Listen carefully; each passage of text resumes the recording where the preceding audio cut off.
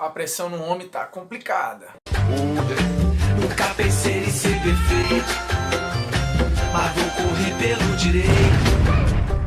Fala moçada, beleza? Bruno Formiga na área, convidando você a se inscrever no canal, tocar na notificação, dar o like, dar o dislike, assistir o conteúdo até o fim. O mais importante, eu sempre digo e reforço, pegar o link, espalhar nos grupos de WhatsApp. Se você acha o conteúdo bom, indica. Se acha ruim, falou otário, indica também. Seguinte, Tite vem passando pelo momento mais tenso dele à frente da seleção brasileira. Um pós-Copa América ruim em termos de resultado e desempenho. E aí já surgem aqueles que falam em demissão. Tem que trocar. Tira o Tite, muda o Tite, traz o Renato, traz o Jesus, traz o Sampaoli, traz o Guardiola. E aí começam a inventar uma porção de nomes para substituição do Tite. Porém, sejamos racionais, porque é muito fácil olhar agora e falar, puxa, seleção tá mal, troca. É um caminho simples e é um caminho criticado por nós e muitas vezes pelos torcedores, quando apontam para os dirigentes dos seus clubes, que não têm nenhuma paciência, que só olham para resultados imediatos, que não olham trabalho de médio e longo prazo, que não se preocupam muito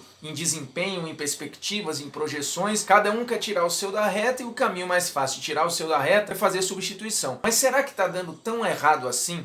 Sejamos, de novo, frios na análise do que tem feito o Tite à frente da seleção brasileira. Vejamos, ele assume antes da Copa de 2018 e dá um levante gigante na seleção brasileira em termos de resultado e desempenho nas eliminatórias. Aí o cara fala, mas as eliminatórias sempre são um caminho tranquilo para o Brasil. Nem sempre é tranquilo, mas é fato que o Brasil sempre se classifica, com mais ou com menos agonia. Mas o resultado final é ir para a Copa. Então o Tite tinha essa meta que era colocar o Brasil no óbvio. Só que ele faz isso recuperando a autoestima do torcedor, recuperando o jogo coletivo, trazendo os resultados e bom desempenho. Muito bom desempenho, a ponto da seleção brasileira chegar como favorita à Rússia. Hoje é mole falar que o Brasil não era o favorito, que tinha gente na frente, que outros iam ganhar, que isso, que aquilo. Hoje é mole, mas o contexto pré-Rússia era de que o Brasil era favorito, era a equipe mais consistente, que somava um trabalho coletivo junto com talentos individuais. Aí você pegava ali uma ou outra seleção e colocava na mesma prateleira, mas não tinha ninguém à frente do Brasil. No máximo você tinha gente do lado. Hoje as pessoas falam como se o Brasil tivesse feito uma Copa horrorosa. Não é verdade. A primeira fase do Brasil, e a gente já tinha alertado isso no dia do sorteio, que o Brasil não tinha caído num grupo que era moleza completa. Você tinha seleções competitivas ali. Basta ver, por exemplo, o que de lá para cá fez a Suíça e o que já vinha fazendo a Suíça, ou o que fazia a Sérvia. Era óbvio que a primeira fase não ia ser mole, como em outras Copas já foi. Dessa vez não ia, mas o Brasil foi muito competitivo. E dentro dos jogos, o Tite foi arrumando soluções, inclusive mudando a seleção nesse período pré-Copa e durante a Copa, né? Ele teria até feito mais mudanças, muito provavelmente se o Douglas Costa não tivesse se machucado tanto, enfim. Era um Brasil em que ele ia aos poucos encontrando soluções. Eram soluções mirabolantes, radicais? Não. O Tite nunca teve, e poucos técnicos de seleção têm, grandes planos B. Se você pegar os padrões das seleções, ou das grandes seleções, elas jogam num determinado modelo, mas não tem grandes mudanças ou mudanças radicais. Na Copa do Mundo, a grande mudança que ocorreu de uma seleção durante o Mundial foi com a própria Bélgica, especificamente no jogo contra o Brasil. O Roberto Martínez, que tinha um trabalho ótimo já pré-Copa, que tinha um elenco riquíssimo em termos de talento, todo mundo sabia que o jogo ia ser muito duro. O Brasil ser eliminado para a Bélgica não é nada de surpreendente para quem acompanha futebol internacional. A impressão que dá é que o Brasil caiu precocemente para um adversário horroroso. Não é verdade. O Brasil chegou até as quartas de final no lado mais enjoado e caiu, fazendo um segundo tempo muito bom. Porque o jogo, ok, tem um resultado só, mas ele é feito de recortes. O recorte do Brasil no segundo tempo é excelente, mas não aconteceu. E aí, beleza, vem o pós-Copa. Pós-Copa, já começam os arranhões em cima do trabalho do Tite, porque de fato, por conta de peças novas, da oportunidade de fazer renovações, o Brasil vai adaptando algumas situações. Ele vai fazendo uma limpa muito aos poucos, trazendo novos nomes, por exemplo, o Arthur no meio-campo, né, consolidando o Arthur no meio-campo, dando chance para outras peças e vai mudando inclusive o seu modelo.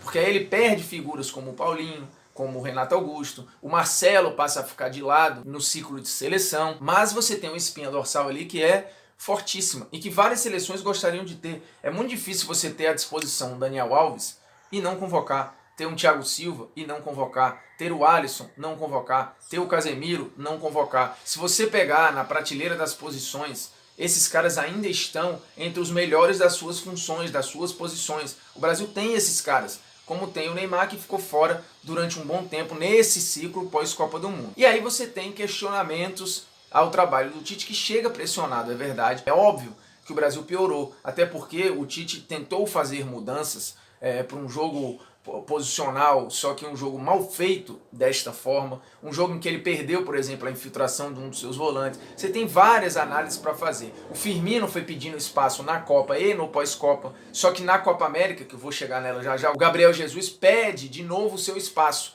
Então a ideia inicial do Tite, que era ter um dos dois, hoje ou neste momento, ele tenta adaptar os dois no time. E é uma maneira que o Tite vai tentando encontrar as suas soluções. O fato é, o Brasil chega à Copa América pressionado, mas é campeão, e eu disse isso à época em alguns programas do Esporte Interativo, com um pé nas costas.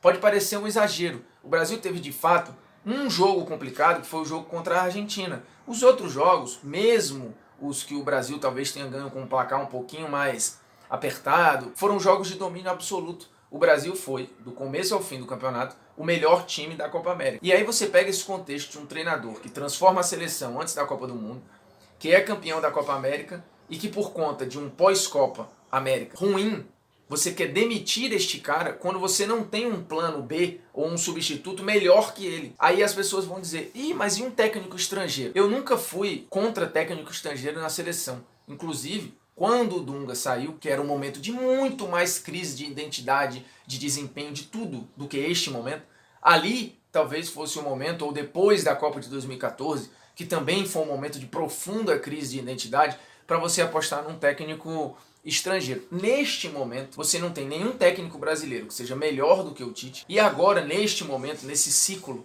ninguém vai aceitar, ou nenhum técnico do primeiríssimo escalão vai aceitar assumir a seleção agora. Assim, é uma loucura num momento que não é a crise mais profunda da seleção. Não existe aquela, como já pintaram também, né? A ausência de talentos, a geração é fraca, a geração é isso, a geração é aquilo.